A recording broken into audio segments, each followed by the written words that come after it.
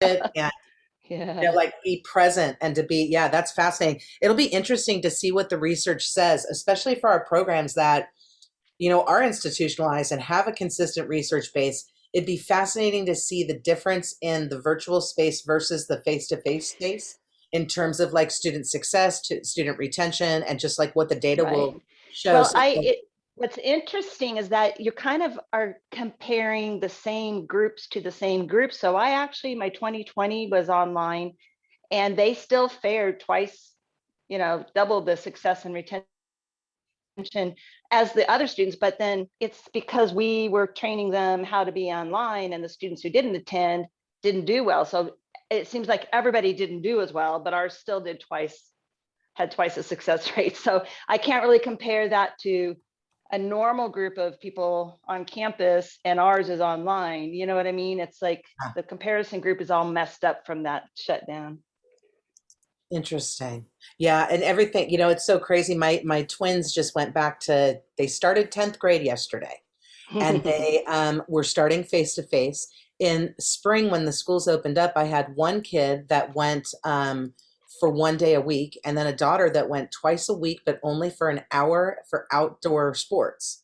So they really haven't been to school in like a long time. So they're all excited. We finally are starting to get schedules like, okay. And then all of a sudden, my sister texts me and says, "Hey, do Delta. you realize there's an outbreak at your school? Oh Do you realize the God. cheer team has 8 kids that have COVID right now?" Oh my God. And I was like, that doesn't surprise me because I saw them at camp 2 weeks ago doing cheer inside with hundreds of kids with no mask on. Wow. Yeah. Yeah. So it's going to be interesting. We're like in the middle of a very big science experiment right now. Yeah, we are definitely guinea pigs. Yeah. Crazy. Well, I'm going to throw up the agenda so everybody can see. First off, thank you everybody for being here. I have a couple notes on our agenda about timing with this meeting because I think I kind of screwed up. I did our survey to see when everybody wants to meet in fall, got the word out, like here's the meetings that we determined. And sorry that I'm jumping to this already, but I think that for August needs to stay on summer schedule. And then September needs to be when the fall meeting starts. So I'm sorry that we kind of transitioned a little bit earlier with the new schedule and also like landing on the second week. I know a lot of you are like wrapping up summer school, starting your first, starting the semester, getting your kids in school. So I really, really appreciate you being here right now because I know it's a chaotic time. So welcome everybody. Oh, great. Sorry, somebody tried to get in and they only had one name, so I didn't let them in. And then they put their name and now we're good. But welcome everybody. It's great to see you today. Let's go ahead and start off with some introductions. I think it's important that everybody knows each other or gets to know each other. So I'll begin. My name is Renee Marshall, and I have been living in TPP land since 2007. I'm one of the original, like really far back TPP people. And so I love teacher preparation. I'm thrilled to be here. I used to be at a college. I was at College of the Canyons for 14 years of my career. Then 3 years ago, I stepped back and started my own consulting company. And now I work for a variety of colleges in our system. And so anyways, I'm thrilled to be here today. Always thrilled to be representing TPP. And thank you for everybody for being here. So Bobby, you want to go next? Okay. I'm Bobby BECCA. I've been involved with TPP for a really long time. I know I'm not a teacher. For the first however many years that I was involved with TPP, I was at El Camino Community College District for over 15 years.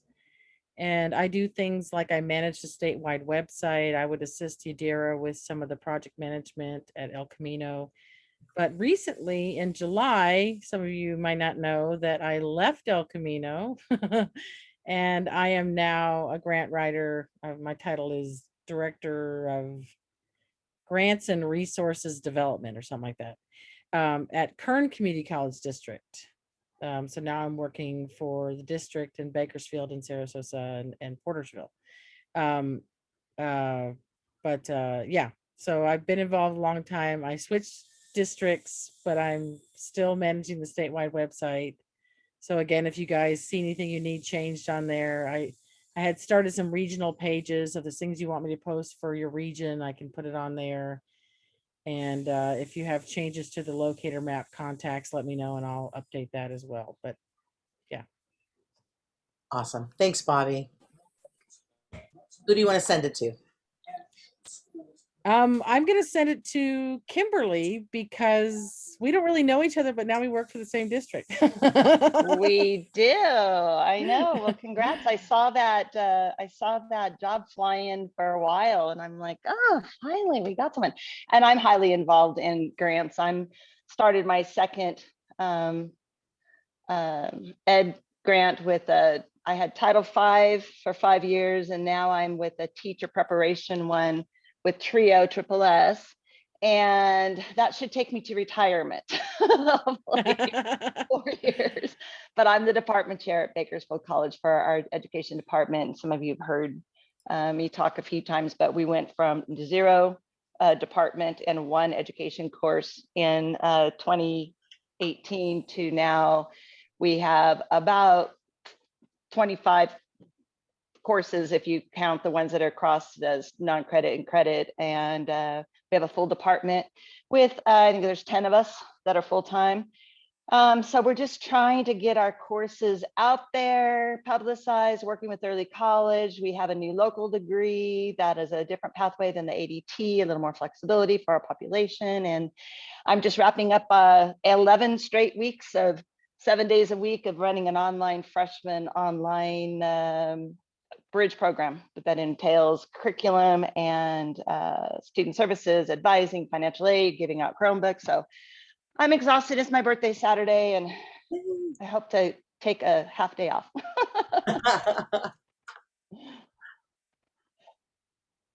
Well, we probably should warn you, Kimberly, that with Bobby moving to your district, we were in the middle of writing a statewide budget proposal for TPP that we're hoping will get pushed forward. If so, it will offer us an opportunity to have 5 years of funding for up to 10 campuses across the state that would act as cross-system hubs. And so, Kimberly, since Bobby moved to Bakersfield, Bakersfield signed off on the grant. So I know. I was looped in on that. I'm like, Excellent. wait a minute. You're like, what is going on here? But it will just build into what you've already done, what you've already created. And that's the intention of kind of taking what we're doing and really like creating tangible physical spaces. Yeah. Where it's like our bridging conference that happens every year or every 2 years. Imagine if that was quarterly in your region. You know what I mean? Right, and there was a space right. to come together. So fingers and toes crossed, right? Yeah. Thank you, Bobby. I had to call Zav and sell it to him. It's like, look, it's already written. All you gotta do is sign it.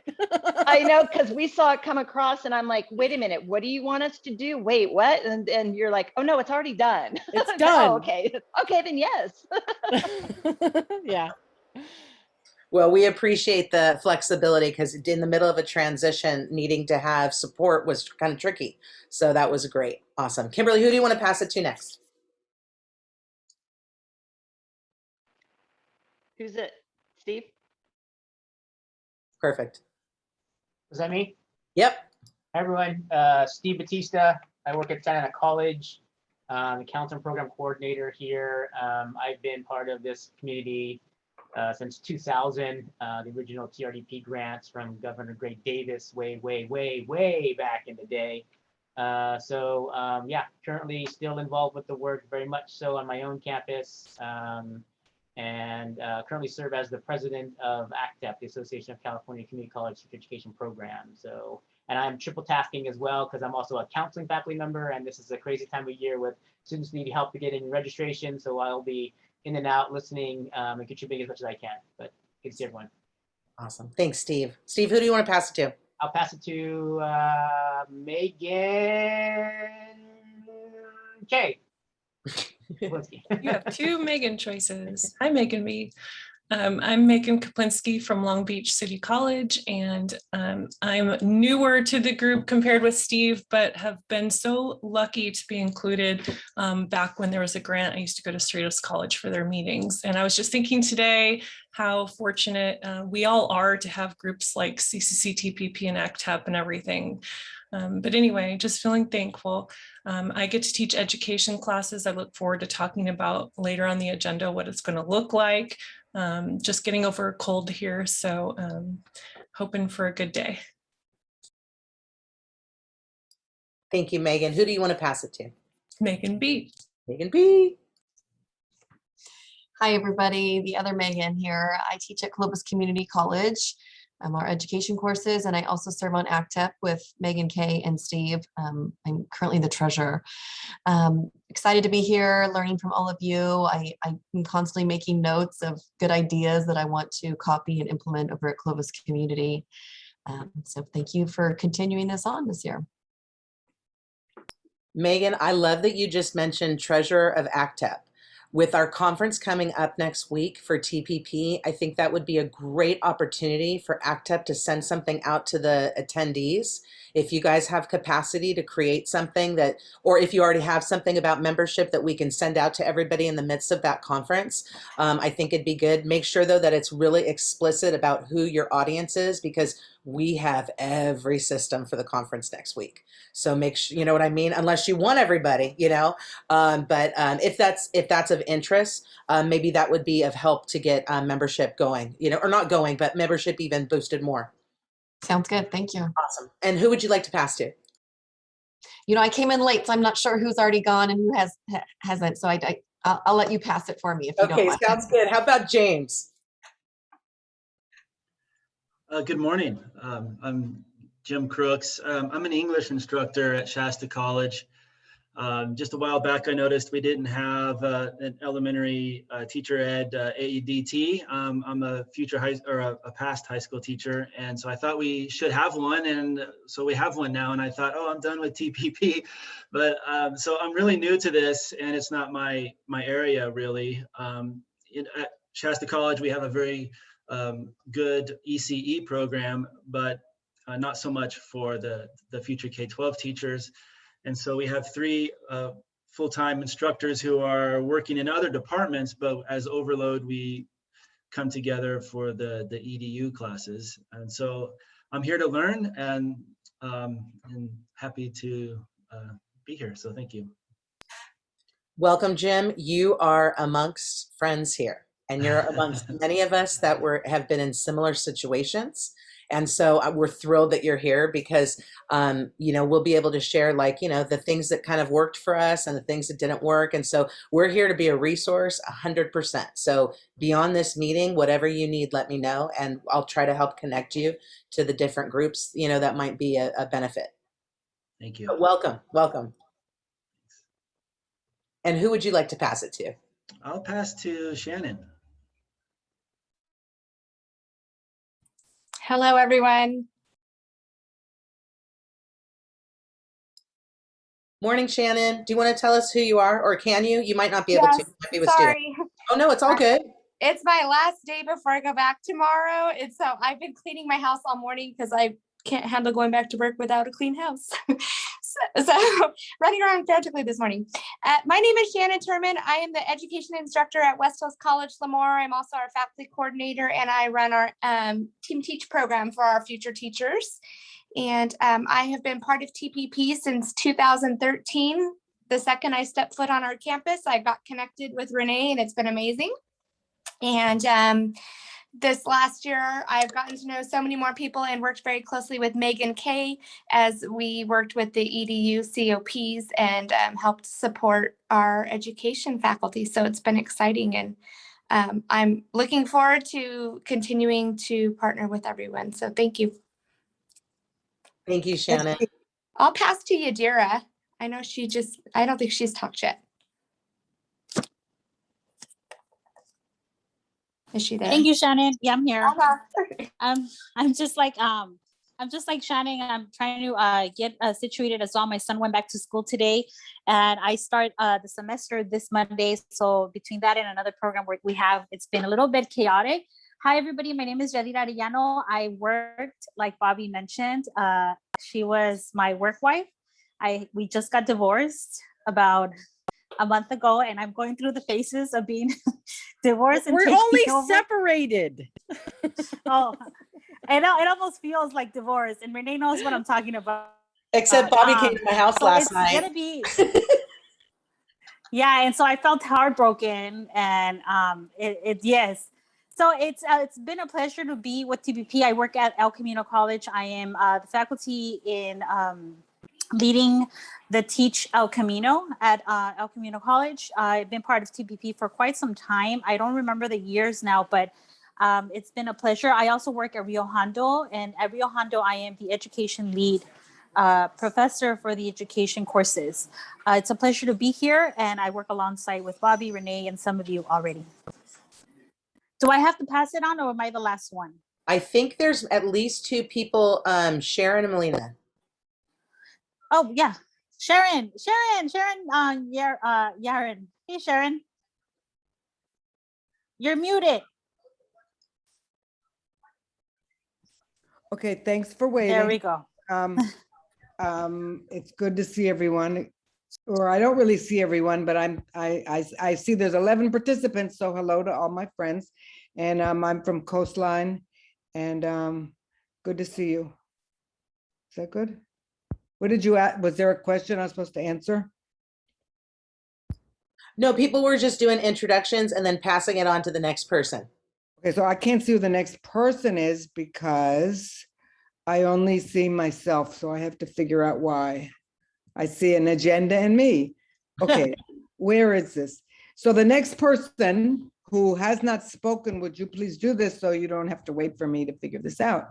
I'm on a weird computer. All right, I'm here. Hi, everyone. Thank you, Sharon. My name is Melina Simons, and I'm a new faculty member at Cuesta College. I see Sherry Moore is here, and this is my second meeting, and so I'll be working with Sherry and Rosemary Wren, and TPP is all new to me. I'm in early childhood education, and happy to be here. Great, welcome. I saw Sherry was on, but I don't see her right now on my participants. If I miss her, Melina, at some point, let's make sure that she says hi and people can be introduced. Who are you saying, me? No, Sherry from Cuesta. Okay. Okay, good. I'll let you know, Renee, thanks. Perfect. Well, just some quick TP, and hopefully, did we get everybody? I want to make sure we didn't miss anybody.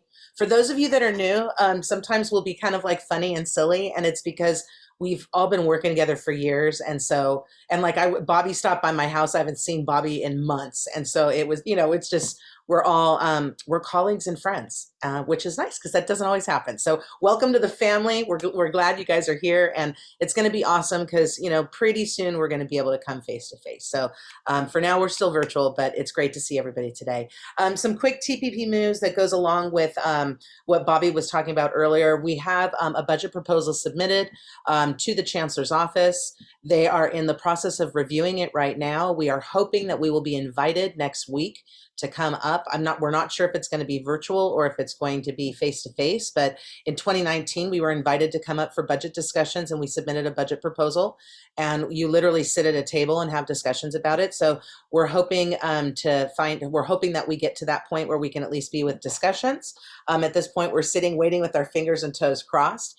If the proposal is accepted and pushed forward, it will allow TPP to release an RFA that will have up to 10 campuses across the state will be considered as regional teacher preparation hubs.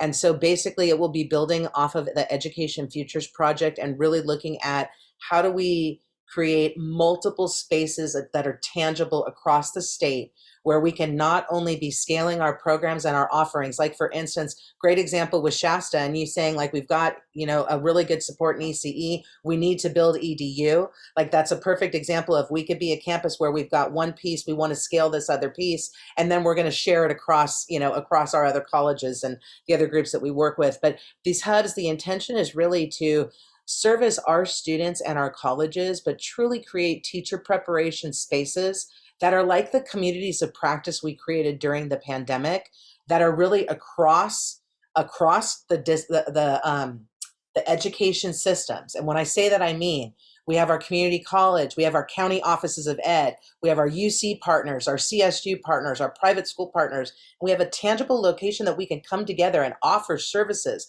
offer professional development, really get the pipeline of the teachers that we have, like really make it tangible for everybody involved. So we're hopeful. If it happens, it is a 5-year proposal where we would be looking to fund 10 campuses across the state. We would also be funding some leadership positions within teacher preparation.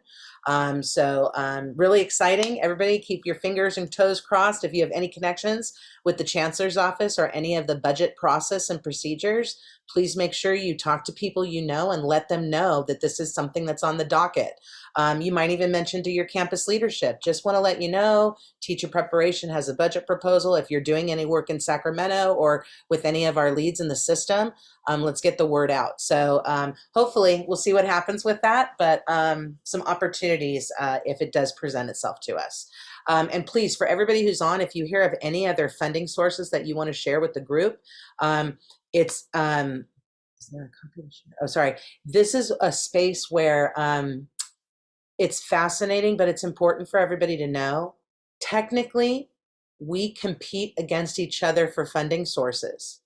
But many, many years ago, we were given funding as a group, and we split it evenly across us. And ever since the moment we split funds evenly, we operate very differently. So if you know of a grant source and you're willing to share it, even if you might be going up against some of your colleagues for it, please feel free to share if you're in that space to do so. So quickly, I know we want to get to our discussion, especially on the intro to teaching class. That is a hot topic. I just want to mention that we changed our meeting days of the week based on the survey that went out. I said at the beginning of the meeting, and I'm just going to repeat it quickly, I apologize that I transitioned to our fall meeting schedule in August. I think we should have stayed for the summer schedule during August and transitioned in September. I know this is a really chaotic week. The fact that, it's like, it's one thing if we would have been meeting the last Wednesday of the month, but the second Wednesday of the month is a hard one this month. So thanks for your patience, everybody. When I sent out the survey, we asked it as a 2-hour block that everybody voted for that 10 to 12 window. Does the group want, we've been meeting in an hour-and-a-half format for many years. If you could show me with like a thumbs up or a thumbs down, just let me know if we should keep the hour-and-a-half format. I would appreciate kind of like a quick vote. If everybody would prefer to go into a 2-hour format, we absolutely can. But I just want to make sure that I'm responsive to the needs of our group. So any discussion on that, or I see at least one thumbs up so far? 2 thumbs ups. Okay, we see one like I'm not sure. That's okay too. Kimberly, okay. And what we can do also, for those of you that are newer to the group, if at any time we have a meeting and you want to like talk more about a topic or kind of want to like dive deeper into something, please just shoot me a message. Or if there's anybody like, hey, I really want to meet with that Bobby, or I really want to meet with Yadira, like I'll put my email in the, well, everybody gets my email from the meeting, but like for the meeting notice. But if you ever want anything, just connect with me and I will try my best to connect you to the right people and places and stuff. So, okay, so we've got our meeting schedule for the rest of fall. We're on September 15th, and that is in place of the 8th, and that is due to a personal issue. I apologize, slight difference due to Teach for LA. So we tried to keep it as much as possible. So is everybody also okay with the idea? And I know this is really kind of like far ahead, but for next year, we keep summer schedule for July and August, or June, July, and August, and then we'll transition in September. Is that cool for everybody? I haven't heard anything, so I'm guessing that's okay. I see some thumbs. Okay, cool. Okay, so AB 130 update. If you have not had a chance to check this out yet, you absolutely want to. It is a huge thing that has come out about teacher preparation in general. So now for us, some of the first things that are out the gate are about the CBEST and CSET. And I'm speaking about this, but Steve, do you want to talk about this right now? I don't know if you're in a space where you're able to talk, but Steve is like knee deep into the AB 130 right now. He's even working with the CSU system and all sorts of groups on that. So Steve, do you have a minute to jump on? Yeah, sure. Okay. So AB 130 added more opportunities for students to do 2 things. One related to basic skills proficiency, which has been handled primarily through the CBEST, but they've added SAT, AP, ACT options throughout the years. But now they've added a coursework option through the basic skills requirement, BSR. And the commission had last week, it all kind of blurs together, but a technical review committee or a technical assistance webinar kind of going through all the details of how that's going to work. So they're still working on the guidelines for CSET, which is subject matter competency and ways in which coursework and majors now can substitute for subject matter competency. By going back to the basic skills requirement, what the law says now is that students can use coursework in English, reading, and mathematics or quantitative reasoning to meet the requirements that have been normally done with the CBEST exam. And so they've operationalized that in a number of different ways. There's a couple of documents that are out now. I'm not sure where where the link goes to on the agenda, but that might be to the document that has some of the details related to how that's being done.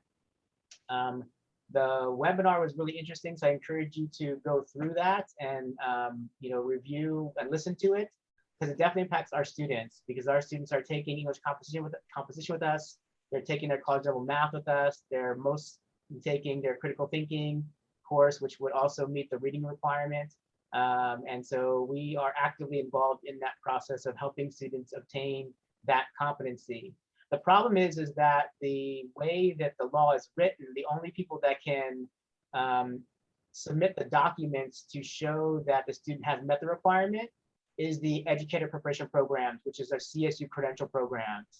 So those are the only people that can sign off on the form, but we can help our students by helping navigate them to the right classes and potentially even collaborating with our local CSUs credential programs to identify those courses that they would see as meeting the basic skills requirement for students who are coming from our community colleges. So it's still being operationalized. My CSU Fullerton, they still have not released anything to the public or to their students about how they're doing all of this, but it all goes into effect now. And so for candidates who are either in preparation programs now or trying to get this requirement met, it's in effect as of July 1st. So it's we're building a bridge as we're crossing it, as I like to say. I do want to mention too that at the conference next week, the Commission on Teacher Credentialing, they're doing a breakout session on ECE, but they're also going to be one of our spotlight speakers. And we have somebody from the Government Relations Division is going to be talking for 30 minutes about AB 130 and kind of breaking it down for the group. And it's interesting from the Commission perspective, they see CBEST and CSET as only a very small piece of this legislation. Whereas like for me, that was like the first thing that jumped out. So it's going to be interesting to see kind of how they unpackage that for us at the conference next week. And that will definitely be a section that will be taped, and we'll be posting it up on the statewide website. So if you can't attend it live, you want to check it out. Also, Steve, I want to say he is absolutely right. If you have not had a chance to see that webinar, I think it was maybe last Monday from the Commission on Teacher Credentialing, you definitely want to check it out. If somebody has a chance to pull that and put it in the chat, that'd be great. If not, I will see if I can do that when I have a chance. Oh, you know what, Steve, would you mind reflecting on the subbing and what's going on with the CBEST with that? Yeah, so anyone who needs to meet basic skills requirement for any type of credentialing, licensure, whatever, can use all of these methods. So absolutely, right? So the trick is who can submit the paperwork. So in LEA, the local school can do it if it's coursework only, right? If it's a mix and match, because what they're also allowing is a mixing and match. Let's say I have a student who can pass the reading section and the writing section of the CBEST, but just gets trapped in the math. They could use a combination of scores on the CBEST and a course to be able to meet the requirement. But the only people that can submit the paperwork when it's mix and match is a educator preparation program, a credential program at a CSU. So it's kind of messed up in who can authorize what. And the CTC is actually saying that they're going to try to go back and amend the statute so that more people can do this. But at this point in time, it's pretty muddy, or it's not efficient of who can do what. And so that's part of the issue. The other issue is the grading. So the coursework has to be a B or better, right? In the English class, the math class, or the critical thinking class in order for it to count. A C won't count. But if the student got a pass, that'll also count. And that doesn't make sense because on my campus, a pass is a C or better, right? So, but that is the reason, the rationale again is it's baked into the statute. The statute of the legislature says it has to be or B or better. So they'd have to go back and renegotiate that or change the law in order to get it to be a C or better. So a lot of those kind of sticky things that are happening, but yes, this works for anyone, a future high school counselor, a future SLP, anyone who has to meet the basic skills requirement for a credential in California can use all of these methods now. Steve, I hope you don't mind me asking this too, but anything different about the RICA is, I don't think AB 130 has RICA in it, does it? No, so there's other legislation that's moving forward, additional legislation that is trying to address issues related to the RICA. Is it anything different than the split? Because I know they changed it, they now split the test up, but are they trying to get rid of it? I mean, I'm gonna be honest, I have somebody right now who can't pass it and it's ridiculous. Yeah, they're trying to use coursework. They're trying the same thing with CBES. They're trying to provide coursework options for that as well. So yeah, they're trying to basically move that into the same category as what they're doing with basic skills, and subject matter is basically options, and a coursework option would be available. Okay, great, great. Any questions or comments from anybody on the team? It's like it's all in motion right now. And like Steve just said, it's very muddy. There's a lot of gray areas trying to figure out who's in charge and who's supposed to submit what. And I know like one of our colleagues was talking about like somebody got the English, but it was from the philosophy department. So then who had to sign off on it? And I mean, so things are really pretty not grounded yet, for sure. Yadira, I see your hands up. Hi, yeah, I was just because I was in the webinar, and I guess my question is, Steve, maybe you can help me out. So I was one of those who couldn't clear my credential because I needed basic skills, and I had a preliminary on it. Does this mean that I can now apply to get it cleared? Was it the CBES that was holding up, or basic skills requirement that was holding it up? Yeah.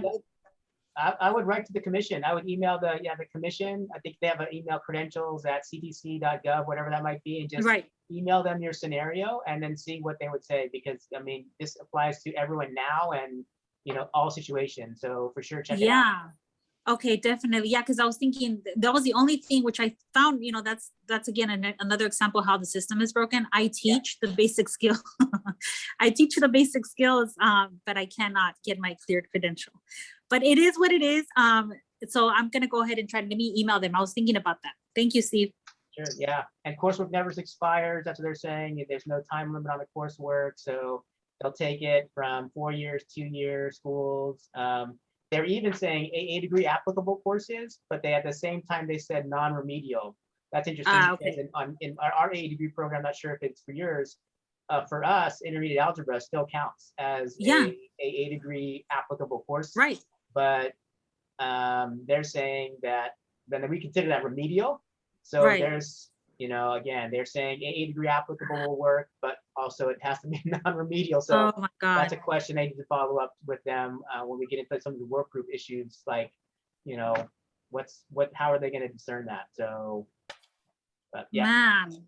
Okay. Thank you, Steve. Sure. Excellent. I'm writing notes. Great. Thank you. Now let's go ahead and break into this discussion on EDU and intro to teaching. Sharon, I'm going to ask you to open this up because at our last meeting, we started talking about this and we really realized that we need to have more of our team together to have some kind of frank discussions about things like in the EDU intro to teaching class, the way the CID is written, it appears as if the fieldwork is only TK through 8, but we have some campuses that have the ability to let their students go into fieldwork in high school. And so I know that was one of the things we wanted to open up. Sharon, why don't you take the floor and kind of share with everybody what we were talking about last time? Okay, I don't have a copy of the CID, the point is it's not uniform because there's things in that I know when it came up that you had to have a public school and you had to have elementary school that were really controversial. I saw yesterday this private school that has so many things that a public school would never have. It costs $25,000 a year. I just was floored. It's Frobel, it's Gardner, it's everything. And theoretically speaking, we couldn't even send one of our students there for field work just to see what something like that is like. But to make matters worse, we have to use K8, and even that's stretching because the CID says elementary school, which I'll call K8. So I have seen people from Fullerton and other places where they are arbitrarily turned down for classes and for that because they don't have the right stuff and nobody lets them argue it. So it's, you know, we make all our adjustments, and I know that I was told if you want your Education 200 to count for the AAT, you have to behave. And yet I'm hearing all over the state that other people, they can do high school, they can do this, they can do that. And so I don't want to be a whistleblower, but I need some clarification here because it's really not fair. And you know, most of us, we have to do it in K8 and we have to do it in a public school. So maybe Steve can say more on this. Is Steve there? Yeah, I'm here. So, I mean, here's the deal. So like CID, this one course, just to give some history. So this all, you know, when we started this work with the CSUs way back in 2001, 2002, trying to articulate our pathways, the initial response to us offering education courses was like, no way, not happening, right? These are upper division prerequisites to our credential programs. We're not allowing community colleges to do that. Once we started to work more closely with them individually, like Long Beach working with Cerritos and campuses working to campuses, the trust began to build. And then we started to understand that this could be possible, but there was still a lot of reluctance, right? Because this course serves as a prerequisite to their state approved credential programs. And as you understand, all of this stuff with state approval and all the standards based and the rigor and rigidity that surround all this stuff with regard to accreditation, they tightly held this stuff to their chest and they would not let it go. We finally got them at the table. We had the chance to create an intro to education course that would work for this AAT, and it needed to work because we needed to have students having that intro field work early on, right? And so Ed2, the CID for Ed200 was a negotiated curriculum between the CSUs and the California Community College system. It was when we built the TMC and these groups that were formed by the academic senates, we negotiated this stuff, and it was controversial because that was the only way they could agree to it, is if this course had 45 hours of fieldwork in elementary school settings, then they would be assured that that course that it took at a community college would work for their credential program. And so the CID, and then that's why there's so much rigidity around, you have to submit your course to the state CID. Reviewers have to look at it and scrutinize it and sign off on it with the trust that you're teaching it as you're supposed to be teaching it at your community college. And so that's the history and the rationale behind this course. And the fact that we've kind of gone astray from all of that is really concerning, but it's also not surprising. Because it's not surprising because we don't have any other education courses that we offer that transfer, that work. So we're trying to make this one do everything that we can. And that's the problem, is that we don't have other options. So what we need to do is, one, stay true to the CID as it is, but then begin negotiating other courses that can work for secondary ed, for special ed, that will be more broad, that will include more inclusion of other types of learning and educational spaces so students can explore. This is not an exploratory course, even though it's called Intro to Ed, it's not. It is a capstone course to go into a credential program, and that's how it's written. That's how it's taught at most CSUs. And so that's so we need to, one, try to educate people that this is the way this course needs to stay, and we need to figure out and negotiate with the CSUs another CID, maybe an EDU 100 course that's more flexible, that gives gives a more robust experience, more robust opportunities and flexibilities in all the different areas of education, and not just leading into a multiple subject credential program. And so, I mean, I think the challenge is real because people want to do something. We have these students who want to become teachers and they want field work, and we know they need this course, but that's the only vessel that they've given us. And so we've tried to make it work for us, but that's not the intention of it.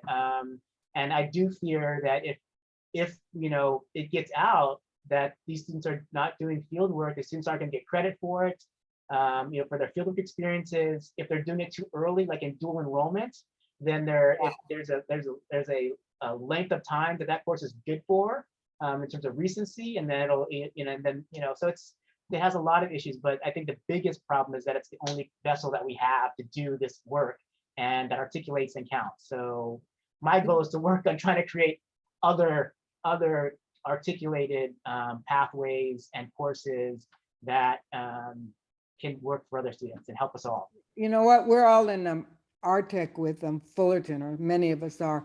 And this course from the very beginning, and ours had to also work with Cal State Long Beach. In the beginning, it was arguments that they wouldn't even let anyone teach it unless you went to a course with them how to teach it. And someone who wanted to teach us that they had a master's degree, and the people who teach it for us all have doctorate degrees in tons of years. And we, put opposition to that. Then they said, you have to have a California credential. And we said, well, I think that you have a credential, but it can be from anywhere, that, any state, because California is not the epitome of the greatest credential system. And it got, so involved. And then now hearing that some are doing this with dual enrollment, it just puts us all in jeopardy. And it's really distressing, because now that we have problems with field work because of COVID, I don't know. I don't want the students to be left out and say, okay, you did these 45 hours, but now they're not going to count. But I've seen students come in from other schools. I've had them in my class, and they go to the credential program, and they have 45 hours from Oregon and from here and there, from a program there. They still have to do it over and with us, and they come to Education 200. And, many of them are just stressing out, and then they decide they don't even want to be a teacher. And it's, it's unfortunate. And I think we all have to be on the same page with this. So, well, I think also people think that they think they're doing the right thing. Like Steve just saying the EDU recency thing. I didn't know that. I taught EDU 203 for 24 semesters. I didn't know that. So when we built the EDU pathway in my community, we added intro to teaching in the dual enrollment pathway, because we thought, let's get them going early. Let's get them engaged early, but the reality is we need a class that is a beginning intro to teaching class. That's an exploratory, transferable, TK through 12. Maybe, I don't know if we can look at private schools, Sharon. I've got to be honest. I don't think that they would allow that. But who knows? It depends how bad the teacher shortage gets. I don't know. I'm not sure. I'm not against private schools at all. Usually There's so many. I saw yesterday, they have a food, the garden, the table, I couldn't believe it, the stuff they have. And it's, I guess for $25,000 a year, you get a lot of stuff, but it's unbelievable. But that it just gets very complicated. And what makes it worse is this dual enrollment thing. And ours articulates to 315 at Fullerton, which is an upper division class. But also we have a class called 104, which is a Long Beach one, which is that intro to teaching. But we don't want that dual enrollment. I'm getting pressure to get that dual enrollment, but I don't want to do that because there's 10 hours of field work in that intro class. And it's not going to count, and they need it to count. And so it's very complicated, and we're not all on the same page. And I think that with us, the people who make the decisions on this, it's like a one-person show, and in other schools, maybe it's a counselor, or maybe it's someone who doesn't have a background in teaching per se, or it's early childhood, and they don't have a background in all this credential, the rules. It's not the way we want to go, that students can't depend on us for good information. And I'd hate to see that they do these 45 hours and then it says, sorry, doesn't count, do it again. Well, and I'm thinking a couple things. First of all, our next topic is about what type of training needs do we need as a team. And so I'm thinking that maybe we needed some training on ins and outs of EDU, or ins and outs of intro to teaching, or something like that. And I'm saying that because, like I said, I taught this class for many, many years, but a lot of times you can start out as an adjunct faculty member. I'm just saying my own experience. I was given somebody's syllabus. I wasn't given a CID printout. I was given a syllabus for years that I adapted and changed. And then all of a sudden I got a course outline. But don't you have a Couple years in, course outline. I'm like, oh my gosh, I have this. Years later, there's this thing called a CID. So I'm wondering, for people who teach EDU, maybe we need to come together and figure out what kind of like package can be created to really say, here's what this class is about. Here's some training on what you're going to teach.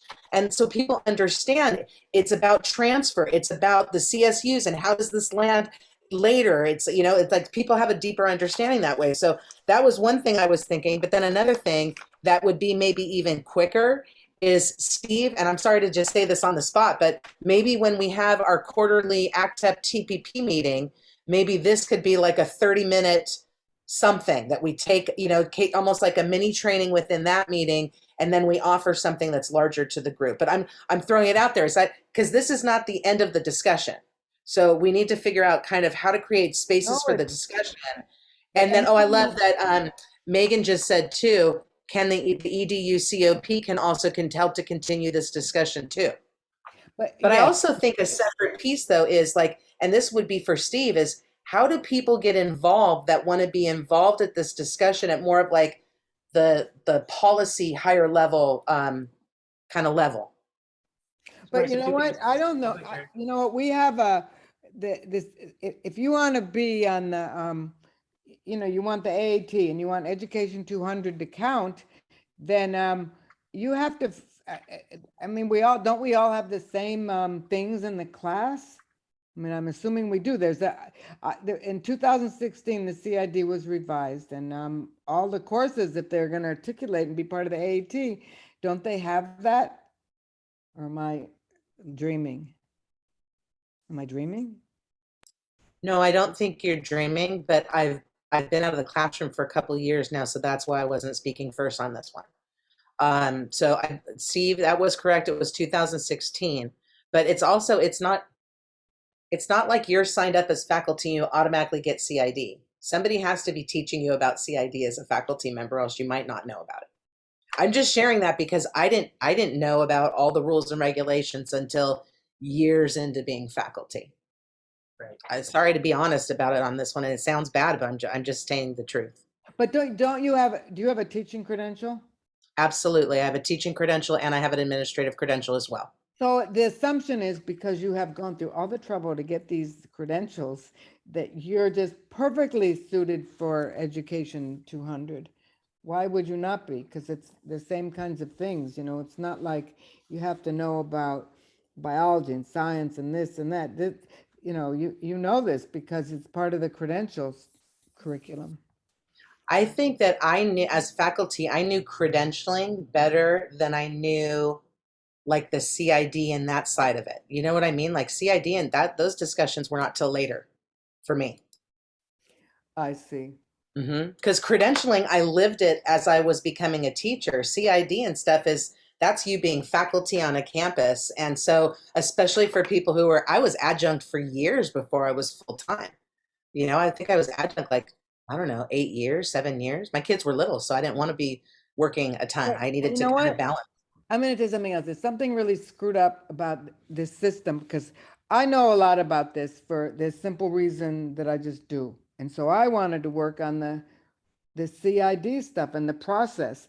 And they won't even talk to you unless you're full-time. And I came into Coastline on a project 20 years ago. I didn't have gray hair and fewer wrinkles. I'm adjunct in the sense that I'm not full-time. And they won't even talk to you. And so it's not based on, well, you know, your skill base or what do you know? It's based, are you full-time or not? And at our place, the full-timers are so busy, they wouldn't give this the time of day where this is all I do. So, you know, it's just a very screwed up system. And this is being recorded. So anybody who uses this that I'm being negative, it's true. Right? So the way CID works is that it's actually a statewide, it's run our state academic senate, the California Community College Academic Senate. And so CID has discipline groups, and there's an education discipline group that you should all be a part of. And the CID has a set of core reviewers, which was just put out over the summer for new reviewers since Janice retired, and unfortunately Mary Funioka, who was another reviewer, passed away.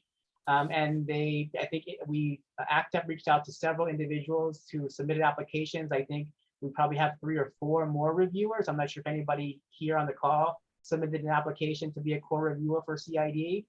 But I know that there were several that, including Rosemarie Wren,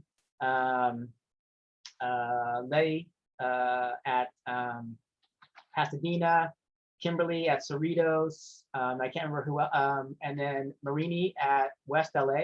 So I'm not sure if they have already been. But Steve, is this just for education or is this for everything? For education. Well, I tried to do it and they won't talk to me because I'm not full-time, and I assure you I would be very good.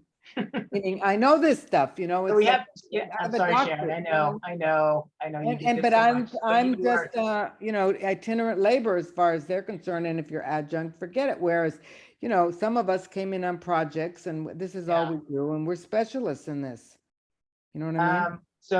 So that group can help us navigate this, right? One, look at the CID, but again, it's a negotiation with CSU. So if we're going to enter this negotiation with CSU, they need to be brought to the table too. And we need to go back to the table and say, again, remember this CID 200 works for one specific degree. It's the elementary ed AAT, right? It also works for the AAT, child adolescent development, the elementary school. Right. Yeah, but leading to a multiple subject credential, right? So if we need to renegotiate some content areas there to add maybe different fieldwork types of settings, those kinds of things, that can happen within that group.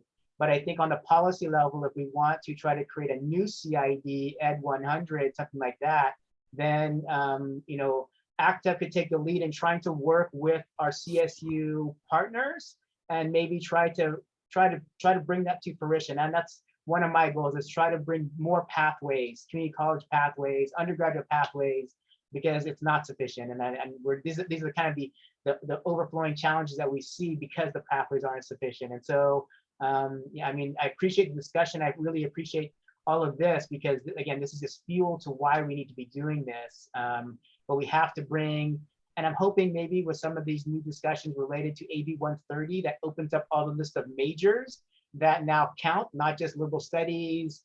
We can open up the more pathways, that this will allow for that discussion to happen in a sense of change, in a sense of change related to this urgency. So yeah, but I think we need to be saying out loud in groups when we're in with our partners, with CSU and the commission, that what we have is not sufficient.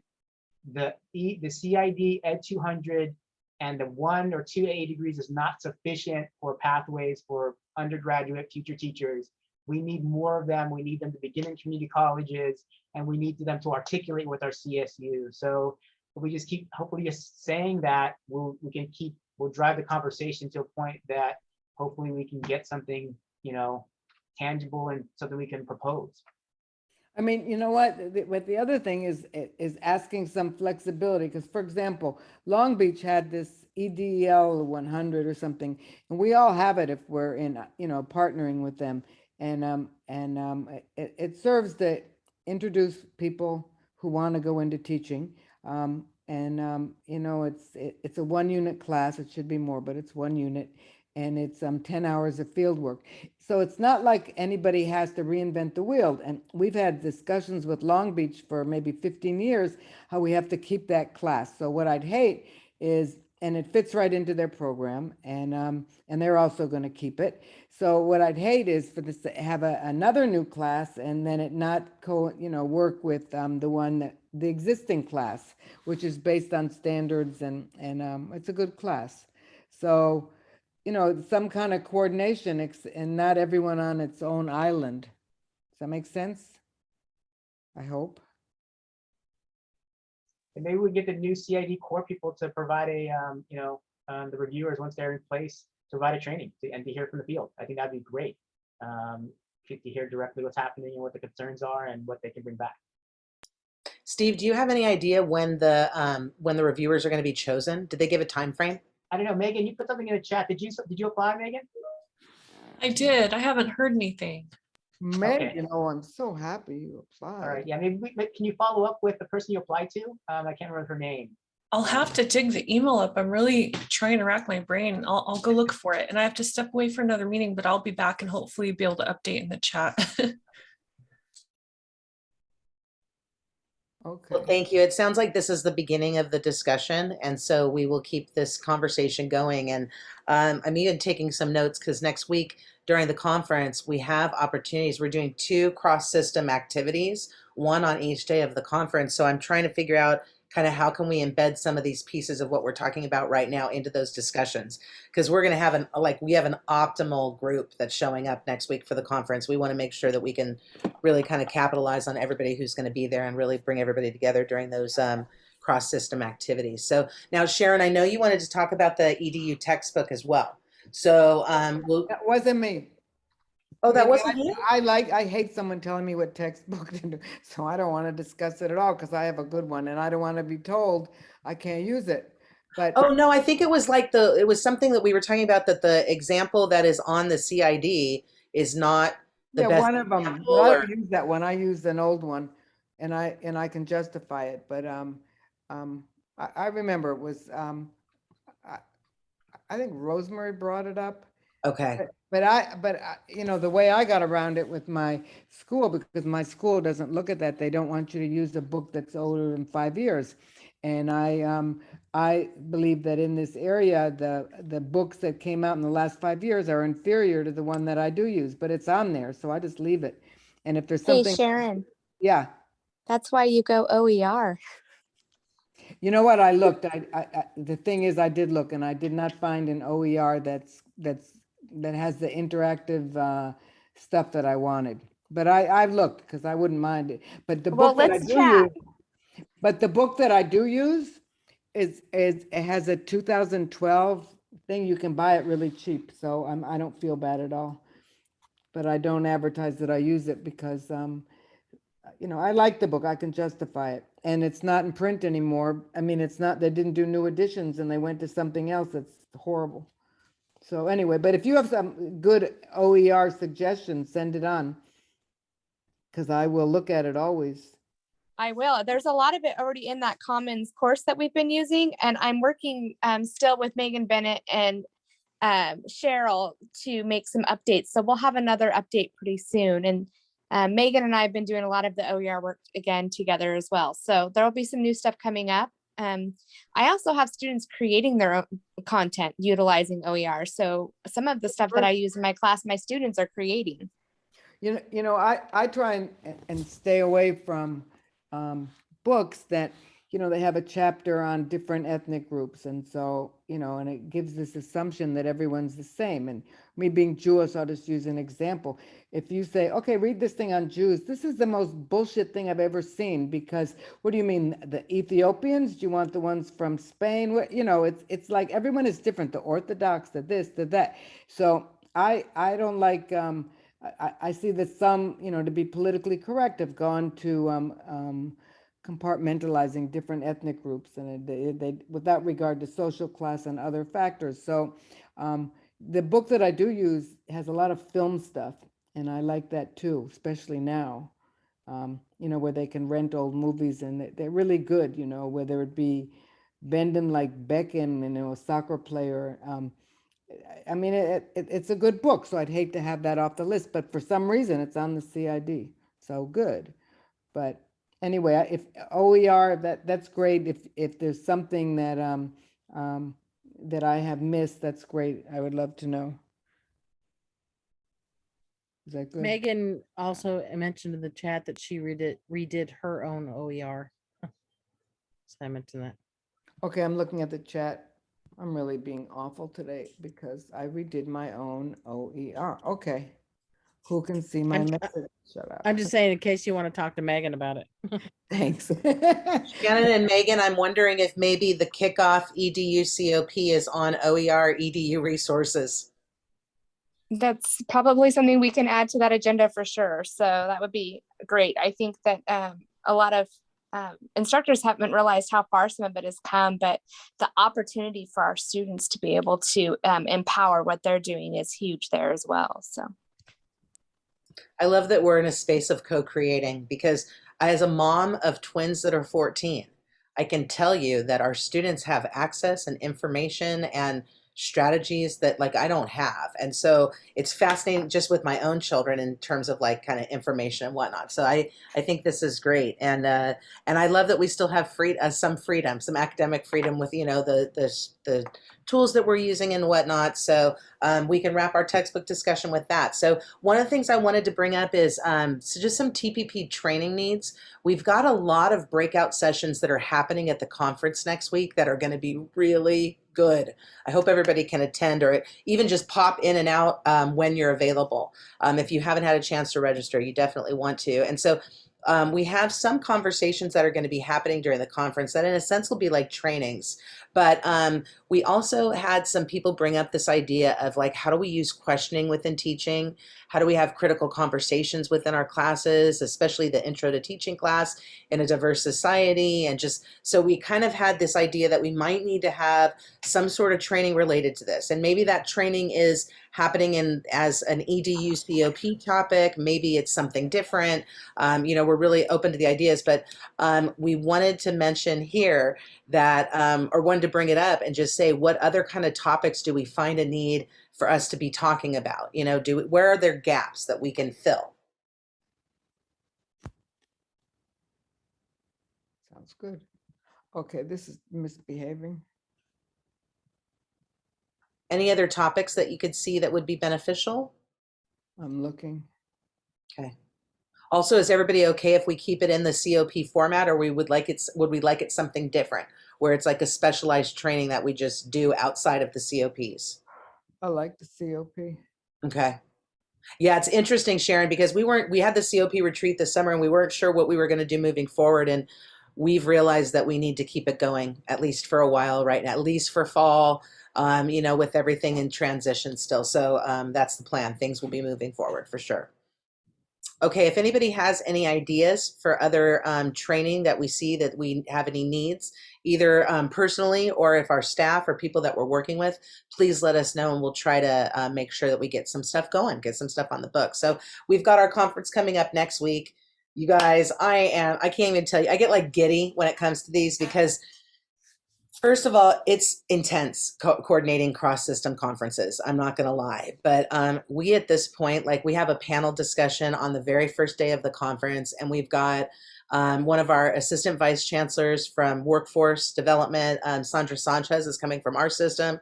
We've got Sarah Neville Morgan, who is coming from Department of Ed, and she works hand in hand with Tony Thurman. Tony spoke at our last conference 2 years ago. So this year with this conference, we've intentionally invited the female leaders of our education systems. So we have Marquita, who's coming in from the CSU system. And then we have the most lovely person coming from the UC system. Her name is Claudia, and she is from the UC Office of the President, and she is in charge of teacher training, and she's going to be joining us as well. We have Vice Chancellor Shinny Weber will be speaking. We've got CTC coming in to speak. If you look at the breakout schedules, for those of you who haven't registered yet, please go ahead and register. Like I said, you can pop in and out. The first day we're running it from 9 in the morning until 5:30 at night. We're capping off that Wednesday with a student panel that's going to be awesome. It's our kids that are here, our kids that have transferred, and just kind of where they're at with their education pathway. And that's going to be led by Yadira. And then when we go into the conference on Friday is from 9 a.m. till 2 p.m. It will be a jam-packed day. Both days have 2 breakout sessions. You'll choose whatever you want to go to. Within each of the breakout times, I tried my best with all of our groups to coordinate that there would be a session for EDU, a session for ECE, and then a third session that's like in kind of for both. And so people will, you know, if you're like a specialist in one area, there's really going to be a track of groups or of breakouts for you to go to, but it will just be pick and choose what you want to go to. So also, just so everybody knows, the links will be released the day before the conference. And that's because we don't have a funding source right now. So I couldn't afford to get a platform for $5,000 a day. So it's all via Zoom, but every breakout session will have pre-registration. So we're just going to try and keep things like as clean as possible. So wanted to let you know that things are moving on with that. With the conference coming up next week, registration's closing in a few days. And so if you have not invited people, now is the time to invite people. I sent an email like that was an invitation you could share. I don't know, I feel like it was like a week or so ago, but if you need it, just let me know and I can absolutely get it to you.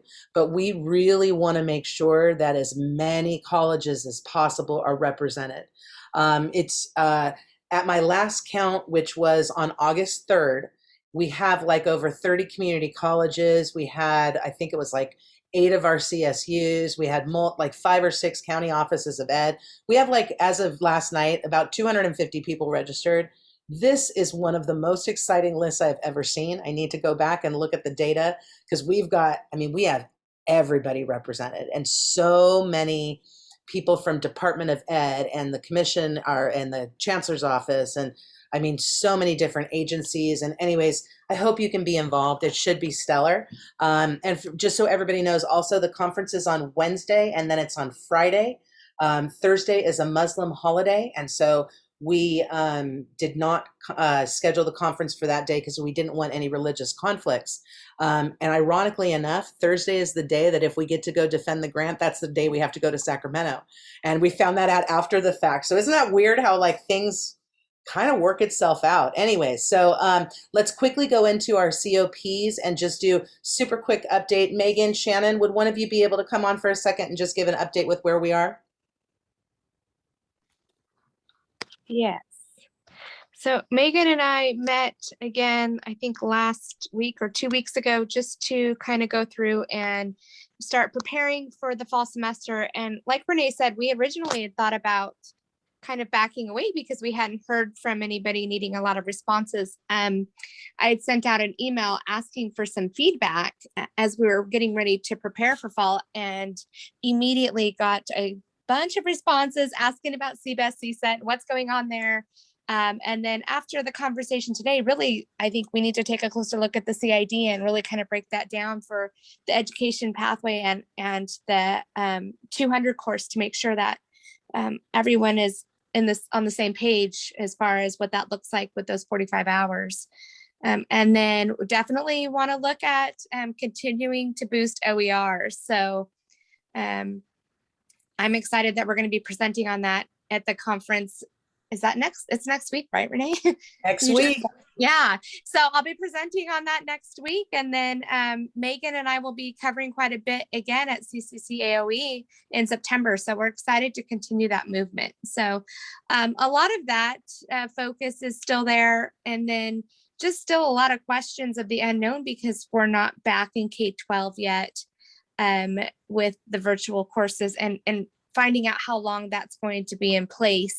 So looking at opportunities, we want to definitely focus in on new MOUs and maybe working on some virtual MOUs with our K-12 partners. So we'll keep those in the forefront as we develop and meet. We've already scheduled, I think, 3 dates for fall. So most of them will be on a Friday. That is the only day I am not teaching this semester. So I will do my best to make sure we get questions answered as we're moving forward. So looking forward to fall, being on campus with my students. I'm very excited about that. And so I'll be able to bring some of that perspective as we meet as well. So I think that's kind of where we're at right now. So thanks. Awesome. Thank you, Shannon. And Rachel's not here today, but when we had our meeting, she was like, I know that the ECE-COP has to continue. So she was like, she's planning to still keep with the monthly meetings. For those of you that are newer to our team, during the pandemic, TPP created 2 communities of practice that ended up like becoming really significant and really like a lifeline for many people across the state. And so really, honestly, one of the most beautiful things that came out of the pandemic, really academically, was these COPs. And so, and people outside of our state talk about our COPs. I mean, it's so successful that even outside California, people have been talking about them. And so we will continue with those. The ECE one will absolutely continue in fall, especially, you know, we were all hoping that both fieldwork and practicum would be face-to-face for fall, or at least having some options. And there will be some options, but a lot is staying virtual. And then we also have groups right now that are starting face-to-face and anticipating a pullback to possibly going back to virtual. And so we've decided there's a lot of disequilibrium,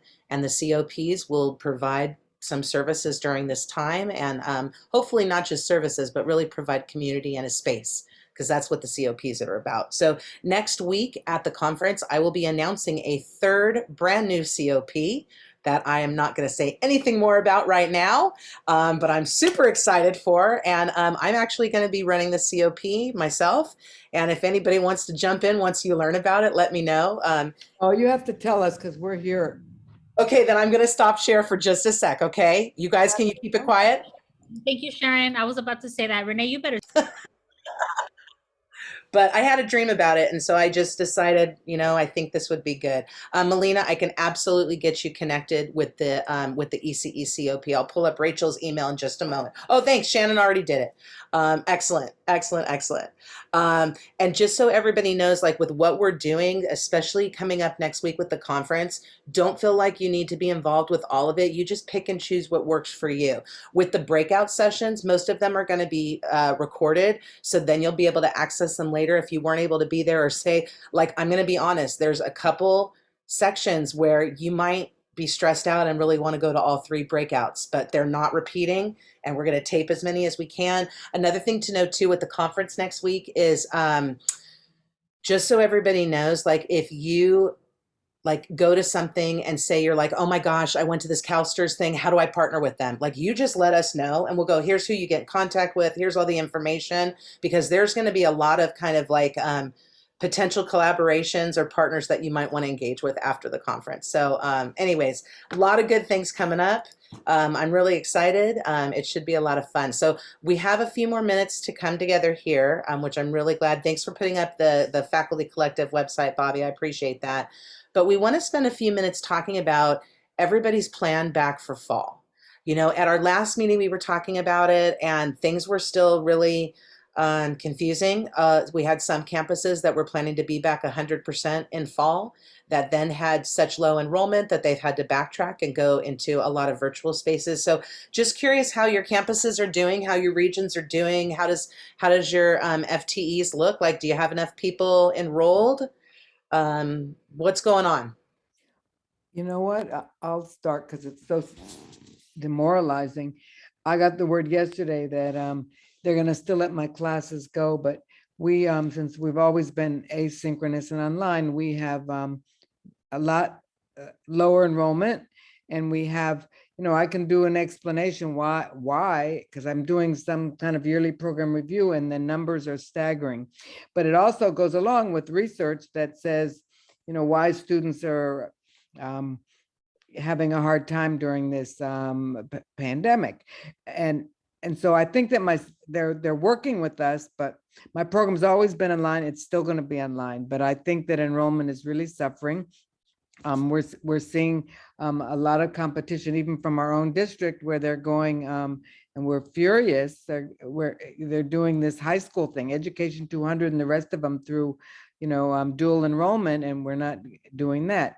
But the biggest concern is field work, because, you know, we've managed before, you know, but we don't know what's going to be. It's Orange County, and we don't know whether we're going to have really strict rules, no strangers in class. Or last time they didn't even want some to help with Zoom, but we made the alternative field work so difficult and time consuming that they did find places doing Zoom. This time, I don't know what it'll be.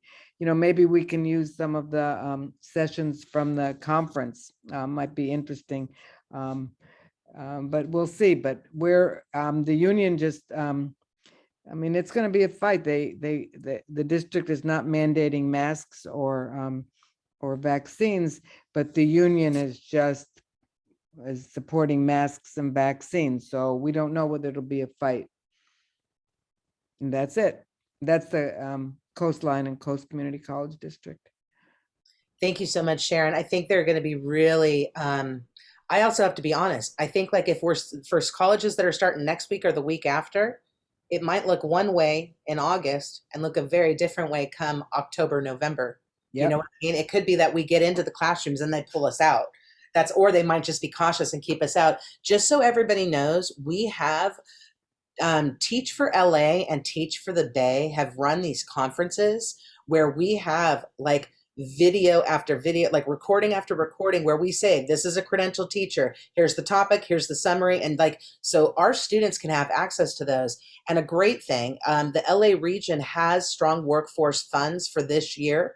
We don't have funding after that, but within our this year planning, Yadira and I are already starting to plan our fall Teach for LA conference. And so we will have a live conference later on this semester that will have, I mean, last time we ran it, my head's hurting even thinking about it, but last time I ran it, we had 37 breakout sessions, and it was like more than, I think 25 of them were led by credentialed teachers. So we're trying to create content in a sense, and some of it live, for our EDU students. So when Teach for LA comes out, we will blast it hard through all of our systems. So that way anybody doing field work, if they want to, can utilize that as a source for their students. Can we use the last one? I mean, can you send links for that? I don't know if they're all appropriate, but I have students who I saw your picture in it and they were using you in the alternative field work. It was great. And to prove them there, they showed your picture. But if we can still have access to those videos, that's very good. Absolutely. I think, Bobby, aren't they up all on the teacher prep website? Yes. The link that I posted earlier in the chat that goes to the TPP locator map. Yes. I have links on there because I added regional sections below the map if you scroll down. And so on those two regions B and G, if you open up that accordion file at the, underneath the list of the colleges and districts, you can click on the link to go to those sets of respective videos. Bobby, I just made you co-host. Do you want to show it? Okay. Thanks. You're really good on Zoom. I can't do this stuff. I'm horrible. Anytime I get a compliment related to technology, I want to laugh. So thank you, Sharon. No, I don't know where. Maybe I'm just getting older. I don't know. I see. Okay. Shannon, it's not only you. It's every. I think that every semester, my students end up telling me, you can put eyebrows on your eyebrows. Yeah, if you forget to paint them on, you can fake it. I'm serious, but so this is the locator map page. So of course it has the map on there, but down below I added these for regional. So like on B, if you click on region B, it lists all the districts and their respective colleges, and then this is a link that goes to, let's see, is it still going to share that page? Okay, where the hell? Okay, I'm looking, just a minute. It goes to the page where I have posted the videos from their virtual workshop series. Are you guys seeing my page still? Yeah, but I'm looking for the real thing. Where is that link? What is it called again? The link for this teacher prep? It's in the chat. I know, but I'm up near the top, and it says teacher prep program locator map. Yes. Yeah. Okay, I got it. So that goes to this page. Okay. And then down here, because the LA region has done more of these, if you scroll down past the colleges, there's the 3 different regional workshops, and then there's also a link to the LA regional consortium meetings in case anyone wanted that too. But these are the different virtual workshop. So this was the most recent, if you go to that one. So that one click that Bobby's doing here is now pulling up 37 different workshops. Okay. Right. This is the most recent one we just did in May of this year. I don't think So I would have found it on my own. I'm telling you. I But would. it's see all these. Okay, wait, is what region? Region B, right? This is region G, LA. Region G, got it. But I just put them in order of when they happen, the date. Okay. This is So that if you were looking at the flip book and knew that this happened on the 5th of May, you could go Okay. scroll down to the 5th. this is amazing. Okay. These are just accordion files. So anytime you click a plus, it opens it up, you know, and it'll show the video. Mine's running a little slow right now, sorry. And some of these will actually show, like if I had the agenda or if there were any handouts, like right here, there's a link that they were using. So I tried to put the extra materials if someone gave them to me. Of course, I can't find an example right this minute because I'm trying to find an example. No, But this is- some of these will have a link to their PowerPoint presentation or whatever. Here's one. So there's the chat notes and the PowerPoint presentation Perfect. to this one. So yeah, if there were other materials, they'd be listed here too. Great. But yeah, there's a ton of videos. Like I said, this page, like Renee said, has 37 videos on it. And I left the flip book on there in case you just wanted to still look at the flip book to see what all the different things that were offered, because they have the descriptions of each of the things in there. That's great. But yeah. Yeah, we want to make sure that everybody can access all of these great things that we've done. So if at any point you're like, hey, where are those workshops for students? Or if you can't find it on the TPP website, you just email me or Bobby or any of us, and we will help you find the exact link. This is going to be added to the Canvas page, resource page. Shannon, is Teach for LA currently on the Canvas page, the Teach for LA websites? It is. Recordings? Yeah, it's listed as part of the hours for observation. Great. All those workshops are listed and I missed it? No. No, I used them I did use them, but I put them in, towards the end or whatever. Okay. Yeah. So, but they'll be better now because I have more. I think that And if you're in a region that doesn't, like, I haven't currently made a page for you and there's things that you're doing that you want listed for your region, just let me know and I can add it to the website. I just started every region out with just the chart that shows the districts and their corresponding colleges. And then as I had stuff, I added the links down below it. But I mean, I think it's really important because I think that those of us who you manage with the field work, and then so the first year it was like half and half because we started in March that everything started shutting down.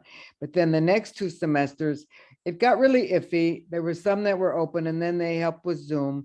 And then, at the end, I was sort of getting like, no, the school don't want any strangers. And, even though you read that the teachers need help and they could help with the remote learning, I could see them saying, okay, we're not having anyone outsiders in the school, yet we know that our students can help. So it's always good to have a backup like this, that, that this could be, go for the 45 hours.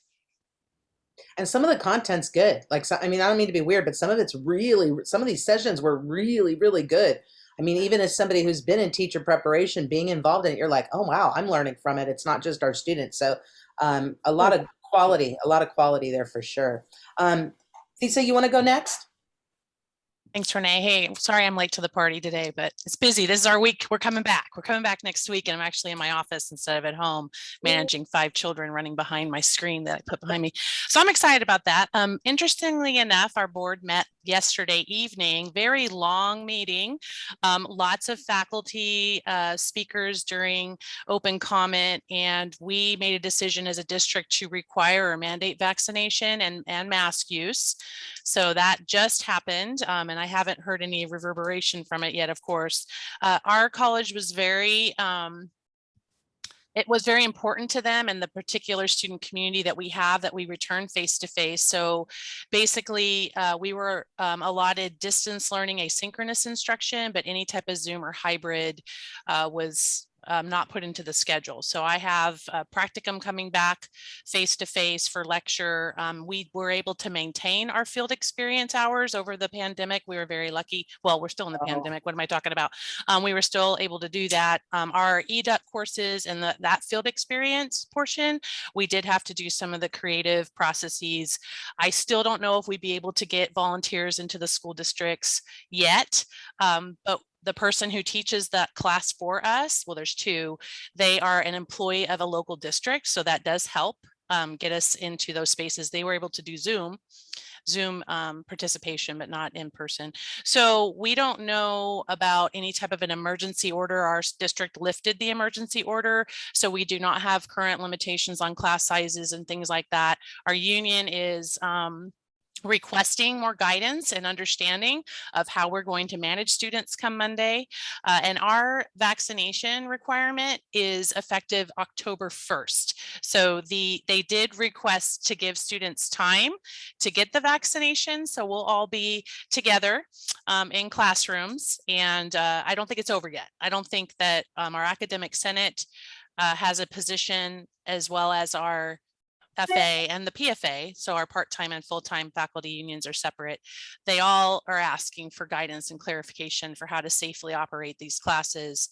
For me, for field experience, it poses a challenge because when we were under emergency instruction, I was able to access different types of avenues and flexibility for the students. So I do have concerns going this round, like for example, if a student or a staff person in the classroom was positive and we do contact tracing, you know, how am I going to teach from home if we don't have that authorization, or can the student participate from home? So we have the capabilities to do those things. It's just getting that process worked out since we had lifted all of our emergency orders effective June 15th. So I'll keep you all posted, but I think it's gonna be a wild ride come Monday. I think so too. Yeah. Having somebody who just had my two twins go back to high school yesterday, first day yesterday, and today there's a newspaper report that 8 kids on their cheerleading team tested positive for COVID. See, and that's what worries me, because I'm going to have 25 students in a classroom where the maximum capacity is 25 students, and it's like shoulder to shoulder. I'm going to be in the front wearing a mask, so nobody's going to hear me. I'm not going to be able to hear anybody. Like and I'm being sarcastic, and you are recording this. I am very supportive of returning to campus. Let me just be straight about that. But that's what kind of worries me. What are going to be the provisions or the backup plans if we have a similar situation? Last year, my 2 oldest boys attended our college. They are graduates and they're going to Fresno State and Chico. They're leaving, which by the way is requiring vaccination. So they played basketball and it actually shut down their season. They had a positive test. They were required to test 2 times per week for COVID to be on the team. That's still in place, 2 times a week. And they had a positive test on the team.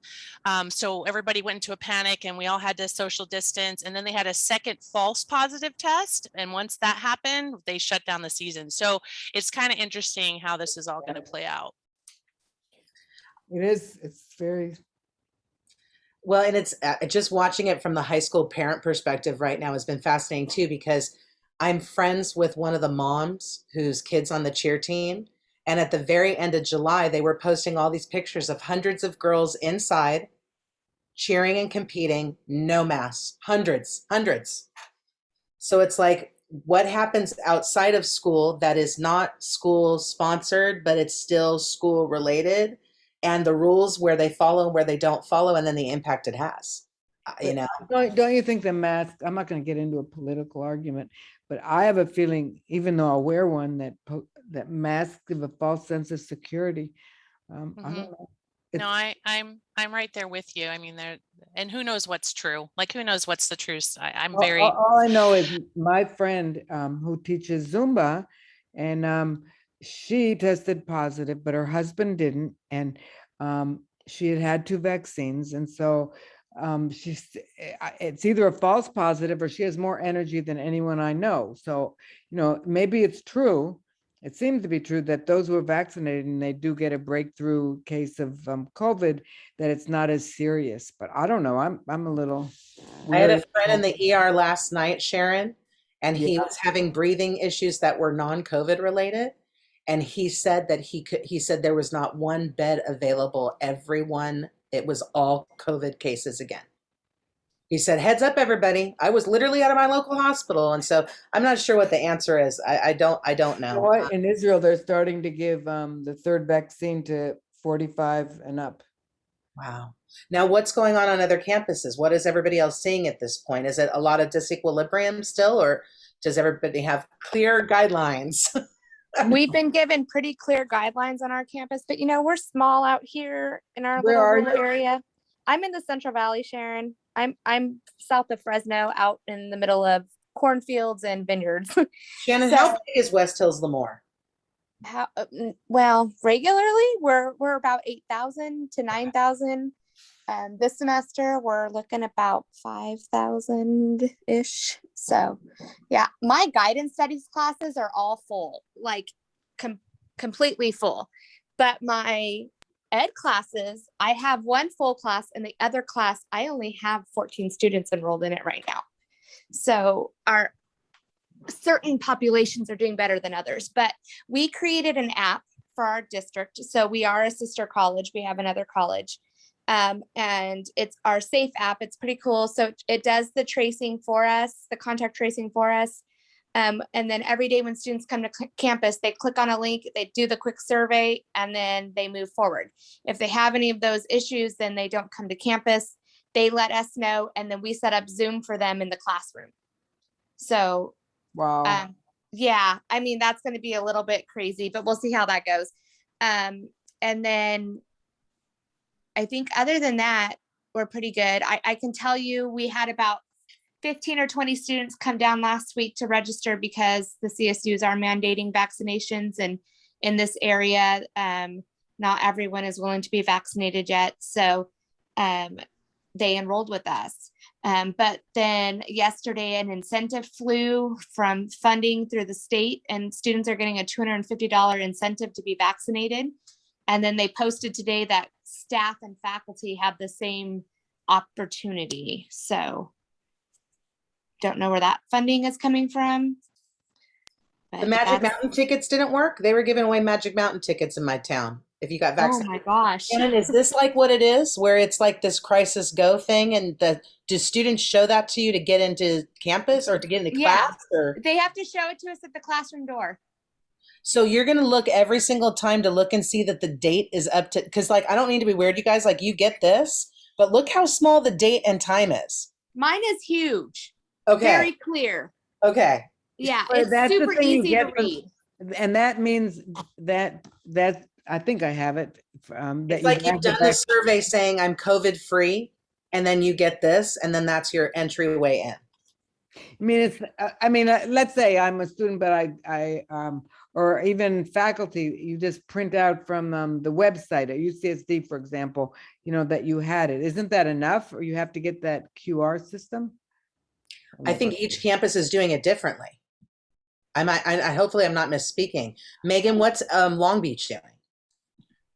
So we have the distancing, masking, and all of that set up. About 30% of our scheduled classes are going to be in person or hybrid, but they're not filling, and we don't start till the end of the month. So we were asked by our VP to consider changing the modality. So if you were a hybrid, it's not filling, last minute cancel the class, alert students, of course, and then set it up as online or something like that.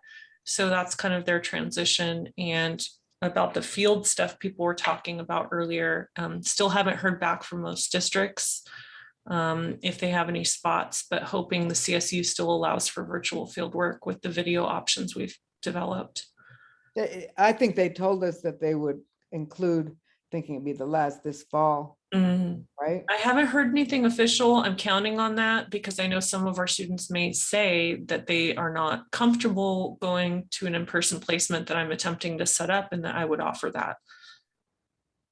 I know Cal State Long Beach is not doing it, so I figure many of my students from Long Beach City go to Cal State Long Beach, so it must be okay, at least for those students, you know, so who knows how long this is going to last. I heard it could be years. Oh, this is dismal. It's already been years. We're into year 2. Yes, but 4 years, I heard 4. I don't want to spread, you know, myths around, but someone said, you know, it's more of a pandemic of the unvaccinated, and that allows the strains to mutate, and that could mean worldwide, you know, ebbs and flows for years. Anyway, we're excited to go back, and I know faculty are feeling much more prepared than before, but like I said, we're going to change some of the modalities of our course offerings, and, you know, students were offered, if they vaccinate with Johnson & Johnson this month, $300, and, you know. But you're not getting like, I mean, are you under pressure that they might cancel your classes because they're not filling?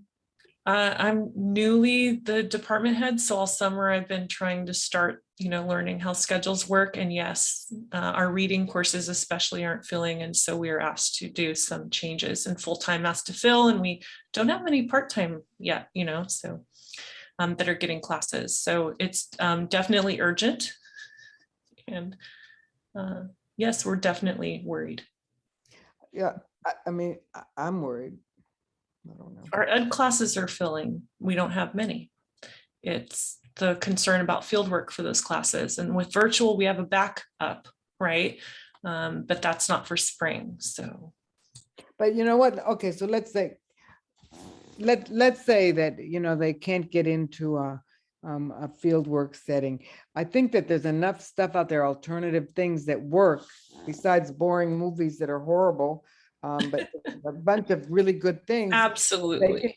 The problem, as I see it, because I've been going through this, is that you make them do this stuff, and then they have to, you know, you can't just do it. You have to, you know, process it, you know. So they essentially, it's like you get this 50-page term paper at the end. Someone's got to read it.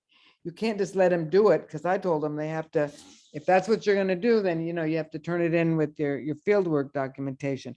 So we don't want them to turn it in without, you know, they could write anything. It has to be corrected. And so that's what I'm seeing, you know, that I don't know how you ask instructors to, oh yeah, you have 20 different projects you also have to deal with. I mean, are you having anything like that? Or me personally, I did not choose to sign their virtual fieldwork logs. I told them if they are told they need that, then they can come back to me. I had them submit it, and I downloaded a copy. I confirmed it not with certificates. I did on your honor. My students did regular reports for the TPEs discussing their fieldwork reflections, and lots of assignments that incorporate it, and class time discussions to make it more applied, you know, to our class. And some got to mentor with the program, but our MOU didn't allow for anyone to jump on a Zoom, so we didn't have that option. All right. But I did not do that because our Cal State said no signature needed. So I'm confirming, I'm talking to them. I have Zoom meetings with the students. I'm not saying I didn't, I just didn't worry if there's not a certificate, because some were going to a board meeting. There's no certificate for the board meeting. So if I can't do everything, I'm not going to do pieces of it. Did they answer? Okay, so I'd say I also sent them to a board meeting. You can find them on TV. It doesn't have to be California. But do you have them do an exercise where they answer questions about it, or you just trust them that they did it? There's 45 hours, so there is not an assignment to verify each of the 45 hours. They write a note next to what they did on the hours log, and I did not require them to gather the certificates of attendance, and their activities incorporated highlights they would share. But I would never have done something for each of the 45 hours of their in-person fieldwork. So I felt like it was too much to require, you know, insane amount of logging with the COVID burnout and social emotional stuff. I did what I needed by the Cal State and they did not have, extreme We're more generous burden of than that. proof. They said, we'll look for the grade to be passing. I did make them do that because Yeah, I felt like it didn't make sense, like you're saying, Sharon. It's just quite a lot, and I didn't see a way to do it equitably. I didn't see a way to do it for everything that was approved. And with the CSU saying the grade is what we need and signature not needed, and I could always go back and check the log I have against their new one, it would be okay. And Megan, you didn't have the ability to clone yourself, so you could do all the extra work too. Well, not yet, but that's coming soon.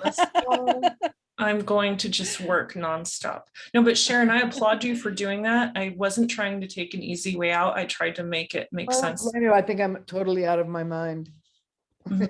You are.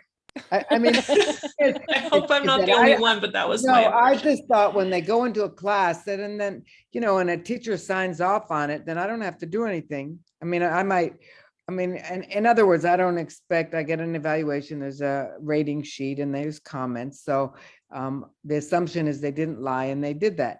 But I have students, I can't say, if I say, here, do this assignment, but you don't have to answer questions. I mean, they're really simple questions. It's not like, nobody complained about it who did it. I only had one student who did all 45. So some just did a few and they said they liked it, but I didn't like reading it all because it's too much. But the one who did the 45, I kind of enjoyed reading it because it was only one. But I know that, let's say I decide that I'm going to leave and give this to someone else. There's no one who is going to do all this stuff. Well, but you could change it where it's like they do 3 journal entries over the course of the 45 hours. And in each, 2-page journal entry, they talk about their first 15 hours of what they did.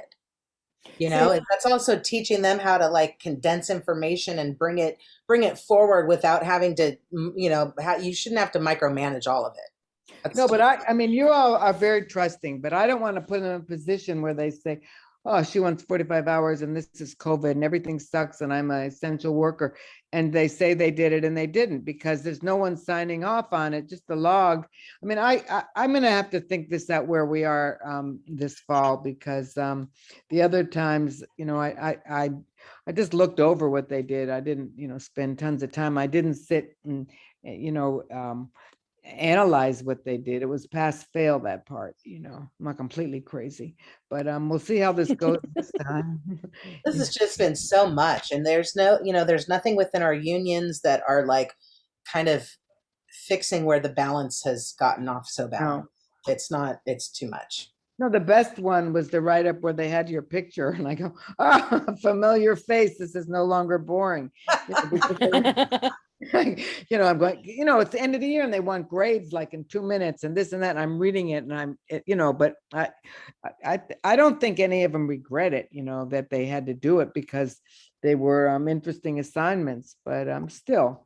It might not have been plan A, but I really think our students, it's better than not taking the class and, not being able to have access. So we found a different way to give access. So I'm sorry that we're so over right now, everybody. But I know that when everybody voted for the 2-hour window, I didn't know if we were going to go in the 2-hour, the 1 hour and a half today. So I apologize that we're kind of off here. But Megan, did you want to share any ACTEP updates?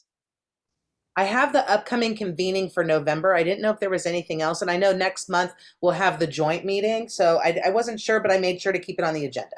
Thank you. I don't have an update to share at this time, except the usual, the convening, which is already included in your agenda. Thank you. And the general 2 things that you had mentioned. Part of it earlier was one, membership. A lot of memberships did expire in June on the 30th. And so if your college has an inquiry, you can get in touch with me or I will point you in the right direction. So you can inquire, when does yours expire or has it expired? And you can sign up with the online membership form to renew and be invoiced. A lot of folks are waiting on their funding to be board approved, often in September, right, to utilize their funds. So it's a good time to find out your status and get that ball rolling. And you also, Megan, you also said, because I do have some funding, but I don't know how long it'll last. So I want to pay for 2 years. So yes. I want to be, I think other people might be in that situation. Yes. Too. I Sure. tried that before, and I thought I was able to do a 2-year membership the last time. However, then I looked into it and I tried to do it for 2 or 3 years this time. And I was told that my fiscal folks will bill it annually and that they wouldn't pay for a batch. So I thought that was unusual because I had sworn I did it for 2 years before, but I'm going to look into it. I did it for 2 years. I thought I before. did too, but long story short, I'm going to look into that, double check. I think I was going to say a third thing. Oh, I had to step away for a different already scheduled meeting and I came back to this meeting. Did Shannon get to share the dates of the education COP fall meetings? I don't think she mentioned that the dates were set, but I don't think she shared them. Okay, just in case anyone watches the recording, they're going to have a little bit of variation in the time. There will be 3, September 17th at 10 a.m., October 29th at noon, and December 3rd at 10. And this was to stagger so that the meetings were not conflicting with the ECE-COP, CCC-TPP, and other related meetings. So our focus is going to start with the CBEST-CSET and any MOU needs, because those are continuing discussions for different groups. And we will be polling folks at the September 17th, 10 a.m. COP meeting. What are the biggest needs? Because we know we have the virtual fieldwork already in that wonderful collection. And so MOUs is one thing that maybe folks are ready to dive into if they hadn't started it yet, to now be, very broad and able to cover virtual fieldwork, joining Zooms, getting a K-12 district email, et cetera, whatever the hoops are that we've uncovered. So that when there's online or other types of learning that continues to be offered in our state, we are ready to offer different modalities that districts can share for fieldwork students. Any chance you have those dates somewhere handy you can copy and paste into the chat? They're on a post-it, but I can email you, Bobby. Yeah, we started making a calendar, but we need one more group to give us their dates, and then we've got a TPP calendar for fall. And I added it to Renee's Google Docs. So do you want them earlier than Renee has the final dates? Do I have access to that? Bobby, actually, Megan, would you mind adding Bobby to the Google Doc? I will see if I can do that. Okay. Okay. I'm not sure if I'm allowed to give permissions to your. Oh, okay. If not, then I can, because I think I was the originator on it. I can at least send you, Bobby, the email with the COP so you have it. Okay. Yeah. Okay. That's fine. We'll work it out.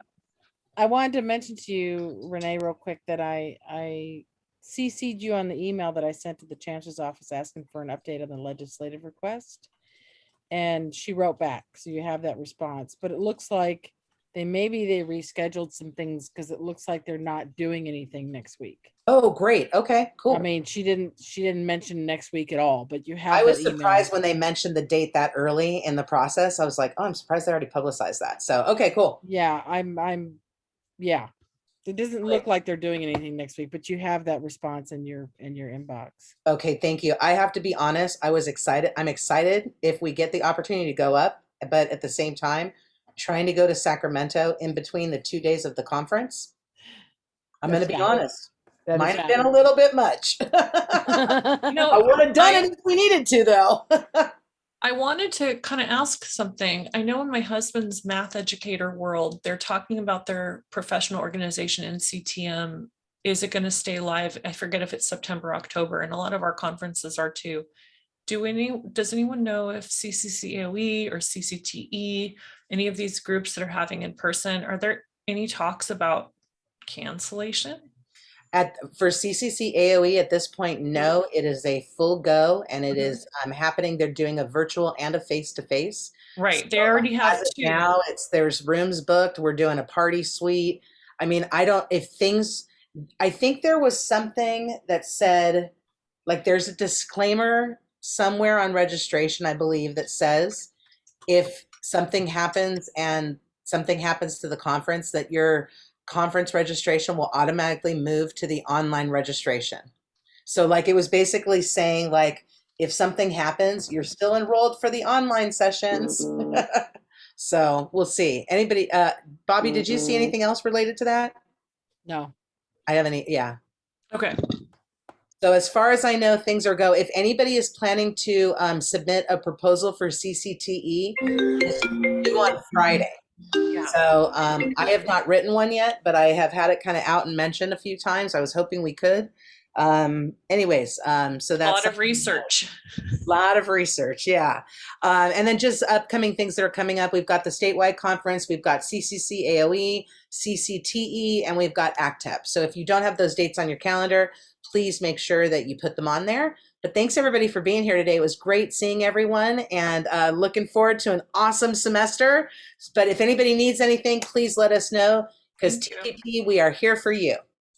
Thank you very much. Nice to see everybody. Nice Good to see everybody. Have a good day. Bye. Bye, everyone. Bye, guys. Did